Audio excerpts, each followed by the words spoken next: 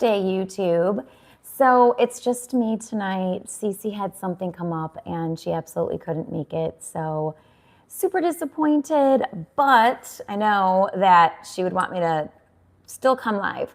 So the topic we were going to talk about tonight, we will do next week. And it's actually a really great topic, but we need both of us to do it.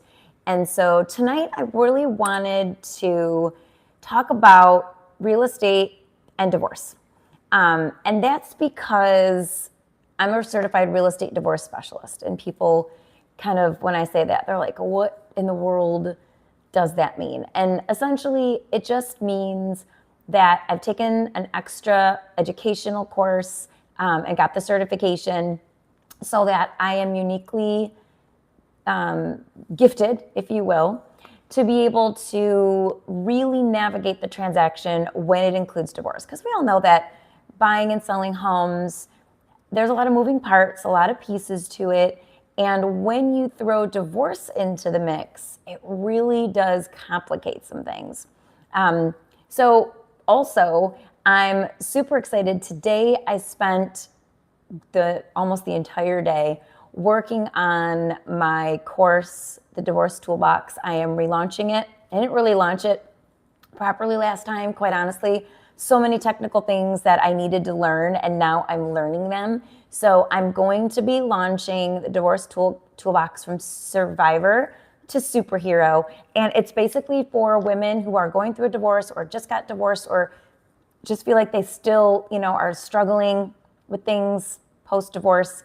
And I'm creating a community, and it's going to be on Facebook. And, we might bring it to the YouTube platform as well.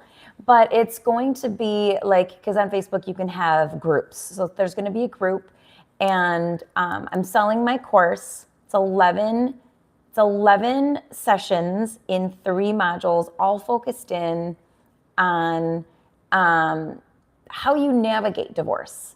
There's one module that focuses in on real estate, mortgage, buying and selling, because there's a lot to that. I'm going to talk about that tonight in just a moment. But the rest of it is focused on things like getting your divorce team together. And you need a divorce team. You need certain professionals that come alongside you and that are able to help you and guide you, because there's a lot to it. And then, of course, dealing with things like co-parenting after divorce and dating. Oh my gosh, I could probably talk for hours about dating after divorce. It's just funny. And there's so many different perspectives on it. Some people want nothing to do with it. Some people are ready to go. And then self-care, taking care of yourself, really getting yourself back to who you are as a person. And sometimes you don't even know who you are. You really, it's an arduous process. Sometimes you get to the fun experience of recreating yourself. So who do you want to be, post-divorce? And all of that wrapped into things like budgeting and finances. So there's a lot. I have encompassed a lot into this course, and I'm excited to get it out there because I really think it's going to help a lot of women going through divorce or just divorced. And like I said, we're going to have a Facebook community. There's going to be a group, and I'm going to have live videos there and interactions, and it's going to be a thing. So tonight, yes, we're missing Cece. If you're tuning in, she had something come up that she absolutely could not be on with us. So our topic that we were going to talk about tonight will be next week. So tonight I'm going to really focus in on divorce and real estate, because here's the deal. 61, and it might even be higher. Last time I checked, it was 61% of the population is divorced. And that doesn't even count second divorces and third divorces. I think they said all first marriages, 61%, you guys, of first marriages end in divorce. Something like 75 or 76% of second marriages, and like 84 or something in the 80s% of third marriages end in divorce. So it's a thing. There's a lot of divorce happening, and it's a tough process. It's been 12 years, May 11th, it was exactly 12 years that I've been divorced, and was a single mom. My kids were 5, 7, and 9 when I got divorced, and I had to recreate myself because I had been a teacher before I had kids, and I was a stay-at-home mom. I did some things from home, not a ton to really make a living, did some marketing things and got into some companies, was doing some network marketing. But when I did get divorced and I needed to get back into the workforce, I realized, number one, I couldn't go back to teaching because I let my certificate lapse. I didn't go back and get a master's, so I couldn't even if I wanted to. And also, the job market was it was sketchy at best. I wanted to get into marketing, and they wanted a marketing degree everywhere I went. So I was like, if I'm going to get back into the workforce, if I'm going to support these 3 kids, I'm going to have to figure it out on my own. Got into real estate, and that was the only way I could have done it. So my heart really goes out to people going through divorce, because when I was looking for my house after the divorce, I wasn't in real estate yet. I was a deer in headlights. I had no clue. I knew nothing about real estate. I knew nothing about mortgage. I literally needed someone to hold my hand, which is exactly what I had. I had an agent that held my hand, walked me through it all. But here's the thing that I want to put out there, because so many people have questions about getting divorced, about real estate with divorce, about who gets what. And I'd like to say this. Women typically, we're more emotional, typically. I'm not saying always, but in most situations, women are more emotional than men. And a lot of times when you look at starting to split things up with the assets, especially if you have kids, women will want to keep the house. And it's typically because there's a lot of guilt. Here's the deal. I mean, I'm a divorced mom. I had so much guilt. It's only recently, and I've been divorced 12 years, it's only recently, by the grace of God, that I've been able to start releasing some of that and letting it go and realizing that, I can't hold on to this stuff. My kids turned out great, and that was my biggest fear. Oh my gosh, these kids, what's going to happen to them? Are they going to be okay? But going through the divorce and coming out on the other side, my whole goal was, and most women, and that's why I say the emotional aspect of it, can you stay in this house so that at least you can keep something, like the foundation for them. Like you don't have to take them out of their house and everywhere and possibly schools. But here's the deal. When you're going through a divorce, when you're getting divorced, you cannot be run by emotions, because when you are emotional, you almost never make a good financial decision. You need a good team alongside you. You need a great attorney, a financial advisor, potentially an amazing realtor, lender, if you're going to be selling or buying during a divorce. But you've got to understand that not all assets split evenly. I have to say, I'm not an attorney, and I'm not a professional. I'm not a financial professional. So I can't actually give any of that advice. Okay. So what I'm going to tell you is just coming from what I know. It's not me giving you licensed advice. But here's the thing. We all know with real estate, go back in time with me back to 2008. What was happening to houses? Anybody want to chime in? Like my dumpster fire cup. Everything's fine. It's my dumpster fire cup. What was happening back in 2008? So many homes were being foreclosed on. They were being completely foreclosed on, and people were walking away. The value was bottoming out. I mean, it was bad.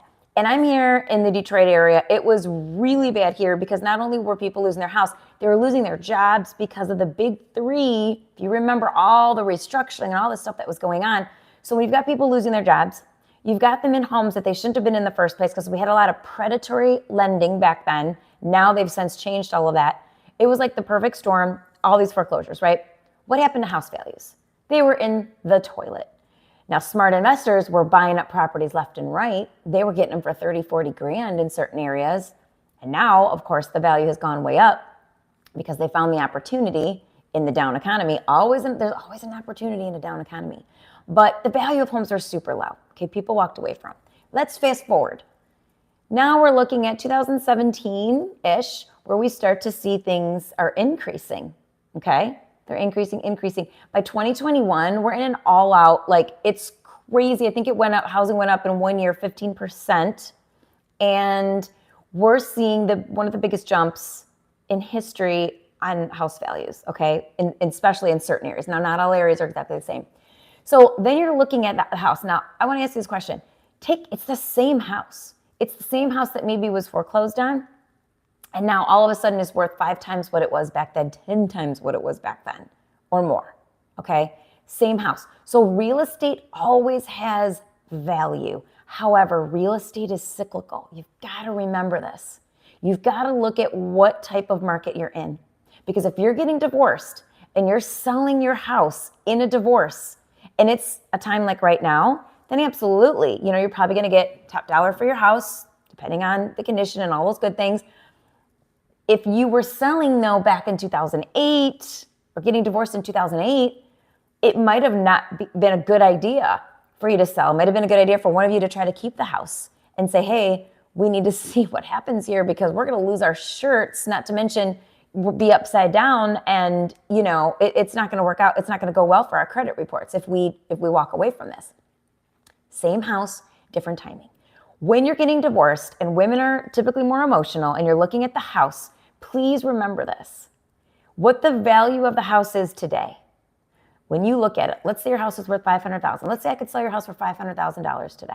Okay. Fast forward 10 years from now. Let's say your kids are young.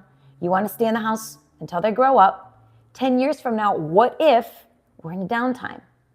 What if it's not worth $500,000 in that moment? What if it's worth $450,000, $425,000? Hey, what if it's worth $550,000, right? It could happen. But the point is, it's not, you can't pinpoint the value of it specifically on the trajectory of when you're going to sell. Okay, it depends on the market. So if you're looking at getting divorced and you want to be equitable, you want to look into getting something called a QDRO, QDRO, Qualified Domestic Relations Order. What that does, and there are financial people who are qualified to do those. They look at your whole picture. Now, this is if you have let's say you have IRAs or investment accounts, you have their 401ks, typically, that's usually a personal thing, and they look at that as well when you're getting divorced. But let's say you have an IRA, and let's say that IRA is worth $500,000 today. And let's say your house is worth $500,000 today. And let's also say the house is totally paid off, okay? Because I know the mortgage, you're going to say there's, cost of sale. But let's just look at those two. Are these two assets equal? No, they're not equal. Because when you have that financial person take a look at that, let's say IRA, what's the growth rate of the IRA? How is it vested? What is it projected to do in the next 5 to 10 years versus the house, which we can only surmise kind of what we think it's going to do in 5 to 10 years. But let's say there was a crash down the road. We don't think it's going to happen like 2008, but let's say it did. So if you said, I'm going to keep the house, you take the IRA, that's the problem. And there's so many attorneys out there even who you get what you pay for, right? A lot of times people are strapped for cash. They're getting divorced. They don't want to, they've got to file. They have to put a retainer. They're looking for what they think is the best deal. I'm telling you, things like who you hire to be a real estate agent, who you get to be your lender, who you choose to be your attorney during a divorce, don't go cheap. I'm not saying you have to get the top person, but you get what you pay for. And you need an attorney that's going to be able to lead you to the people who are going to help you make those financial decisions. Because not all attorneys do QDROs. Not all attorneys are, licensed to do that. It's more of the financial aspect because, again, you're taking a look at everything. You're literally looking at every single financial account you have. You're looking at all the real estate that you have, all of your assets, liquid, and all of them, everything you have. And they are then going to take a look at everything, and they're going to make a recommendation on what is fair and equitable for everything to be split in the divorce. So it's a lot that I just said to get back to the point, which is, in my opinion, not just because I'm a realtor, if it's a market like it is right now, it's always better to just sell the house, split your proceeds, take the other investment accounts, split those as well, and move forward and do your thing, okay? Because you don't want to get stuck. Like, you don't want to be the one that lets someone take that investment account and it's worth double. That $500,000 IRA is now worth $1 million, and you're in a house that's worth $500,000, and maybe it did. Maybe you can sell it for $550 in 5 years, maybe even $600. But again, you need to make sure you're not making an emotional decision with a financial situation. The worst thing you can do is to let your emotions take charge instead of allowing yourself to hire the professional to lead you through and take care of that for you. I mean, here's the thing. Divorce is, it's so, if you haven't gone through it, it's almost like a mental illness. I'm not saying you're mentally ill, but your brain, and this is, I can speak for myself. Your brain just feels like, because you're essentially ripping your life apart, especially if you have kids. And I have little kids. You are ripping your life apart. Okay, that's what you're doing. You're tearing it apart. And there's so much that goes with that. And especially like if you're like me and you got married in a church and you got that guilt too, and you're like, oh my goodness, I made a promise to God and I really want to be able to do this. Now, little sidebar, I had a lot of conversations with God, and I did have basically his permission to get a divorce because, not everything can be fixed. In some situations, it's better for two people to just separate and go their own way. So, that's a little personal note there. But again, you feel like, I'm trying to come up with an idea that everyone can see. It feels like you're mentally ill. Like you just feel like you're not yourself. It feels like you can't think straight. You're highly emotional. The mood swings are all over the place. You're up 1 second thinking about, yes, I'm going to go live my best life. You're down in the dumps the next, super depressed. It's just, it's hard. It's a very hard time, which is why I created the Divorce Toolbox, because I really feel like my experience, I look at, okay, how can I turn around what I went through for good? What good can come of this? What good can come of what? And what good can come of it is my experience. I can lead people through, I can coach and help and walk you through the process. Can't do it for you, but I can walk you through the process and give you some really strong pillars that you need to follow and that you need to really hold on to. There are some foundational things you've got to get straight quickly because you don't have a lot of time sometimes. And the process, sometimes you're waiting, but then it starts to move and you're getting orders done and you're getting, the child support done and you're meeting with the front of the court and you're doing all these things. And you've got to figure things out, like, where am I going to live? What's best for my kids? Is it okay if I switch schools? What about my job? Am I going to be able to live on what I now have to, pay all these extra bills? So your mind is just kind of swirling with all these new, especially if you're a woman and you haven't been working, because that's who I was. I was a stay-at-home mom at that time. So I had a lot on my plate. But the good news is it's all doable, but it's like anything else. You've got to get the right people in place. You've got to hire the right people to walk you through, to help you with those decisions, because they can pull the emotion out of it. And that's why you've got to listen to the professionals that you hire. You hired them for a reason. Listen to them. Let them help you through. Because with real estate, when you're selling, here's the other thing. So we talked about if you want to sell. If you're going to buy, okay, I'm going to tell a little story. Let me get a sip of my coffee. Yes, I'm drinking coffee at 7 o'clock at night. I know, it's crazy. If you're going to buy, so you just said, okay, we have to sell the house, you're going to buy. You absolutely positively have to speak to a lender, because you've got to find out if you can even buy. You've got to find out if you can get pre-approved and how much you can get pre-approved for. Then you get that pre-approval. Then you have to talk to a realtor to find out what's available. Like, here's how much I can afford to buy. You need to sit down with an agent that can say, okay, here's what's going on in the market right now. The place that you may want to be, I don't know if we're going to be able to get you in there with this pre-approval number. So there are things you can do, of course, if you have enough time to work on upping things like your down payment. So a lot of people are doing little side hustles, door dashing, maybe working like a job on the weekends, just whatever. The sky's the limit now with the internet, right? You can start banking that cash for things like your down payment. And it's got to be in the bank, by the way. It can't be under the mattress. It has to be what we call seasoned. You can use that for your down payment. You can't use it for income if you're door dashing. It doesn't count as income, but it will help you with your down payment, right? So that will help you. But that's probably a whole nother conversation. With your pre-approval, with your agent, now you know this is what I can afford. and I can see what's available. Because before you sell that house, you've got to have a plan where you're going. I have a really good track record. Nobody's ever been homeless on my watch, and I'm not going to ever let anyone be homeless. No one's going to break that streak, right? So you've got to, two things.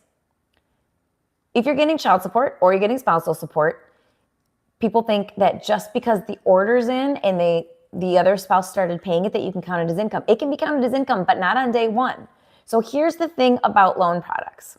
Most people say you want a conventional loan. It's a stronger loan product for a lot of different reasons. There's PMI if you don't put 20% down, and that falls off after you've got 20% vested into the home once you've paid into that. With FHA loans, you have PMI for the entire life of the loan. But here's the thing. With FHA loans, you only need 3 months of consistent child support, spousal support payments for it to be counted as income. Now you get to count it as income, and that will change your pre-approval amount. Conventional loans, you have to wait 6 months, okay? You have to be receiving it consistently. Always use friend of the court, by the way. Never make an agreement, oh, I'll just pay you. No. Use friend of the court. You don't want to have to be part of that. One day when that other spouse has another person in their life and I don't want you giving money to her or him, or, you don't even let that be a thing, because I promise you, it can be a thing. You just want it through friend of the court. There's no issues that way. But you've got to be receiving it consistently in order to claim it as income. These are things that a good lender, a good real estate agent will know. Now, maybe not all real estate agents know that. Again, that's one of the reasons why I got certified as a real estate divorce specialist, because there are a lot of those nuances in how divorce affects real estate. Just because I got divorced, that to me made me an expert right there. But there's a lot of nuances there and how the process goes and things that you need to know. So all of that being said, you have to have a solid plan to know, can you even buy? Because if you can't buy and you guys have to sell, you've got to have a plan for where you're going. Are you moving in with family? Are you going to rent? What are you doing? You've got it. That's why most people think about divorce. The person that files, the average, they say it's about 3 years. Someone's thinking about it before they actually do it. Nobody typically just wakes up one day and goes, I'll go file for divorce. There's just too much to it. I would recommend, if you're listening and you're considering divorce, you really, and especially if you're not working, you really do need to speak with a financial advisor if you have one, a lender, somebody that can look at your picture and say, okay, here's what you would need in order to maintain the lifestyle that you would like, take care of your kids, stay in the same school, stay in the same area, all of that. This is what's going to cost you. You need to make a plan. It's not something you can just jump into. You can, but it's harder for everybody to help you. The more time, the more planning that goes into it, the better you can set yourself up and your family up. And then you'll have a lot less stress. You won't be, literally feeling like you're hustling 24/7. I can say that because I was hustling 24/7. It was something. It was a lot 12 years ago. It was a lot.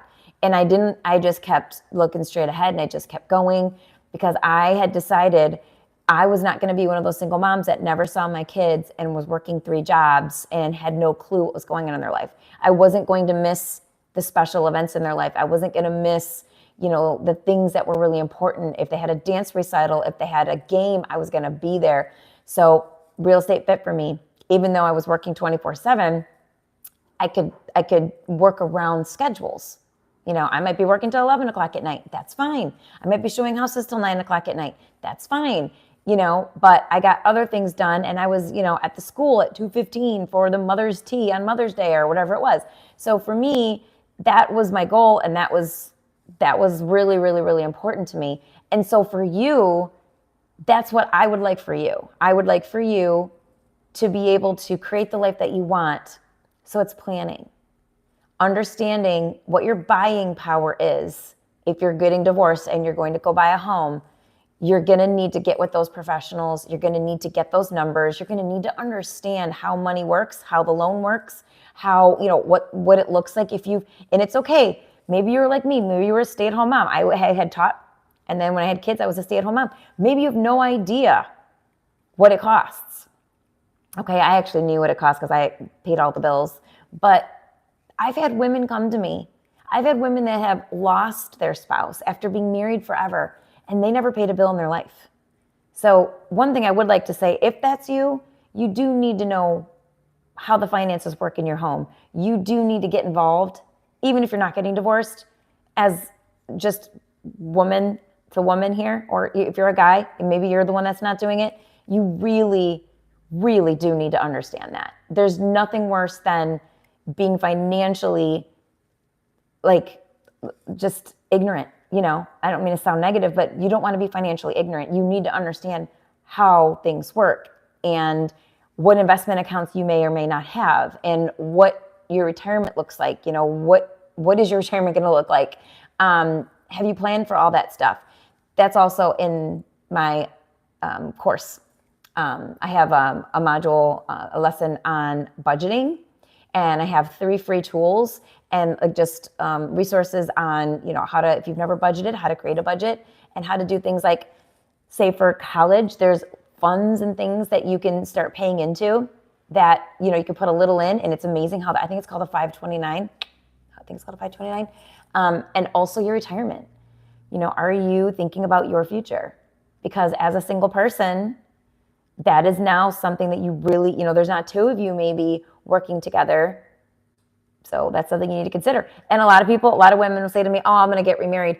Guess what? I hope you do. I've been divorced for 12 years and I am not remarried. Yeah, I would like to be, but I'm not. And did I think I would be? I am actually, to be honest with you, kind of surprised that I'm still single, but I just know God has a plan, and the timing is always the thing. And I kind of can see why now. There's some things I needed to do for myself, work out. I loved raising my kids and not having to worry about bringing anyone in or trying to meld a family or the whole Brady Bunch. I watched that go really bad. I think that, not in my life, but in other people's lives, I've seen it kind of not go real well. So I think I just didn't really want to deal with all that. But you've got to be financially smart and sound. And real estate is likely your biggest asset. Most people, their house is their biggest asset. Now, you know, the top echelon of people, they have tons of retirement accounts and IRAs, and God bless them, right? Maybe that's their biggest assets. But for the average person, it's your house. And so if you are getting divorced, you're going to need every dollar out of that sale. I can't say this enough. You've got to choose the right agent to work with that knows their stuff, that will market you properly, and will be able to handle the transaction, all the things that are going to pop up. And then here's the other thing. It's nice because you kind of have like a mediator. Like, I feel like I always tell both clients, I'm like your mediary. Okay. I'm between the 2 of you. The 2 of you no longer have to talk to each other about this. We can have one group text, or we can have it separate, like, and I'll go back and forth and talk to both of you separately. It's a lot more work, but you know, I get it because that's just the situation that some people are in. Divorce isn't fun, and it starts to get emotional, and people start to hate each other and sometimes. And so it's almost nice when they don't have to have that conversation, even over text. I can be in the middle and I can facilitate a lot of that. And when it's coming from me and not coming from your spouse, it does kind of bring that tension down, because I don't, like they say, I don't have a dog in the fight, you know. I do have skin in the game though. I want to get your house sold for you. And the more money we sell it for, I make more, you make more. So it's a win-win. Typically one person knows me and will bring me in, and I really have to work to create that bond with the other spouse, because I don't want them thinking, oh, you know, I'm going to only be working for them. No. We're all on the same team, even if you're getting divorced, and we all want the same thing. So I really work hard at that, and I have the patience for it. I have the bandwidth for it. And if you're not in Michigan, or if I'm also licensed in Florida, but you know, if you need help finding an agent, even if you're not in Michigan, even if it's not an area that I'm in, reach out to me, because one of the things that I do, I also have a network with other agents. I can refer you to a fantastic agent, and I get paid a referral fee to do that. So because I get paid a referral fee to do that, I take it very seriously, and I feel like I'm kind of like a real estate matchmaker. So if you say, hey, Holly, I'm moving out to Dallas, Texas. Okay, great. I'm with EXP, so I typically will check with my network in EXP because that's, because I'm with EXP for a reason, because I think they're awesome.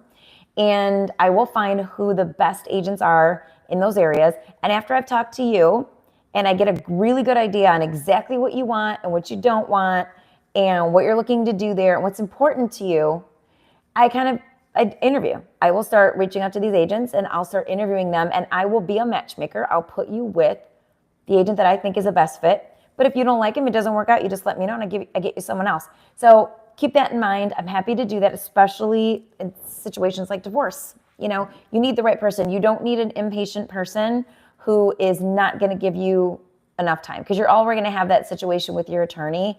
I remember when I was getting my divorce, I loved my attorney, but she never had time to talk to me. And if she did get on the phone with me, it was going to be, we had to get off quickly. A lot of it was email. So as an agent, I feel like I'm also like a therapist and a jack of all trades, really, because I'm able to answer a lot of the questions and help. So I really like to reach out to the attorneys in the divorce community and say, listen, I would love to be your top referral because I get this, and I can take some of that stress off of you. Maybe they'll call me instead of calling you all the time. They like that. They look at that like, well, that would help, because attorneys' time, they're running and they're in court and they're doing so many things. So I hope that this was informative and you got some value. Just to kind of bring it all back together, selling and buying in a divorce is different than just selling and buying.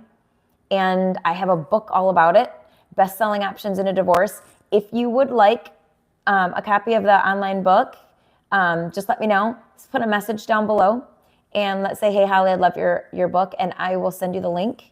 And would also like to just, I can chat with you about some of the things that I have. I have some other products available that are free. And then I also have my coaching program. So if you know someone who's considering a divorce, going through a divorce, it's really geared towards women. It's not to say that men wouldn't be able to get value out of it, but I feel like the tone of it and kind of the topics that I've chosen, they're for everyone. But I do feel like it probably is going to appeal to women more than men. But I'd love to have men take the course and actually tell me their thoughts and let me know. But please let them know, just reach out to me. I have a Stan Store link now. I got that all set up. It's ready to go, and I'm getting ready to launch it. So I'm going to create that Facebook community. It's already created, actually. So anyone who purchases the course is going to get the whole course and all the goodies that come with it, and also going to be part of my Facebook group for 6 months. I'm going to be going live in there. I'm going to be doing Q&As in there. I'm going to be putting resources and doing some interviews. There's going to be a lot in there. So I'm going to bring as much value as I possibly can, because I feel like we've got to support people going through divorce. It is underserved. It's an underserved population, and there's so many people going through it. Some of the churches have a program called Divorce Care. And don't worry if you're not a church-going person. It's not like churchy. It's just they open their doors. 12-week program. I went through it twice. I went through it when I was separated, and then I went through it again when I was going through the divorce. And I can't give it enough credit. It was awesome. And they also have Divorce Care for kids. I brought my kids. We went there once a week. They had pizza, grabbed them from Latchkey, got done working, grabbed the kids from Latchkey, went straight there. They had pizza and pop and salad and water and everything. It was so nice that I didn't have to worry about dinner once a week. That was really cool. But my kids, they had the same topics that I was going through. Like if it was like week 3,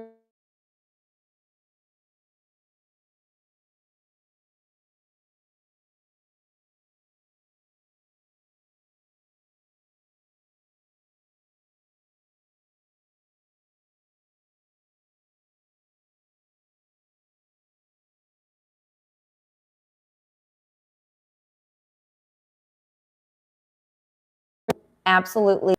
Sorry about that. I froze for a second. You need to get some help. And I'm a big believer in getting help when you need it. So that's an amazing resource. They do a great job. They do an absolutely great job. If you are new to the channel and you're just tuning in, typically I have Cece Machieski of Simple Home Lending. She is my co-host, and we talk all things real estate. Next week, it's going to be it's going to be a great topic. You're not going to want to miss this, especially if you're thinking of buying or selling. We're going to hit a hot topic that even real estate agents need to hear this, especially if you're new, because that's why I had the dumpster fire cup. Can you see where it says everything's fine?